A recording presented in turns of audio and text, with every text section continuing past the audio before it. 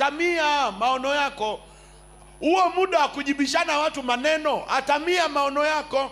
Uko kuwajibujibu watu wanaokusema vibaya, unachelewesha maono yako. Haleluya, kanisa la Bwana, haleluya. Na ninakutangazia hautaweza kuwaridhisha watu wote wakafurahi.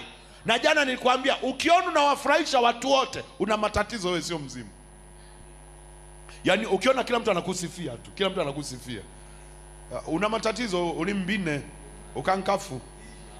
Mwangalie, anamwambia huwezi kumfurahisha kila mtu. Mwambie wewe sio hela. Mkazie, mwambie wewe sio hela bwana wewe. Huwezi kumfurahisha kila mtu. Hii dunia huwezi kumfurahisha kila mtu. Na huwezi kumridhisha kila mtu kwa kumjibu. Kuna wengine wanaanzisha maneno ili utumie muda mwingi kumjibu, afu ache unachokifanya.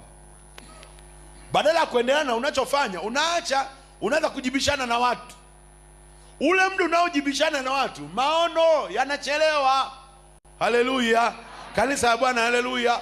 Nawaambiaga Wakristo, unatakiwa uwe kama kuku wa kienyeji. Akitaga mayai, ukifika muda wa kuatamia, hatokaji kwenye mayai. Hata nyoka mfuate hapa. Kuku anapambana, yuko kwenye mayai. Atampiga mkwala, yuko hapa, anatamia. Hata uende wewe bouncer, hatoki kwenye mayai, anapigana huku yuko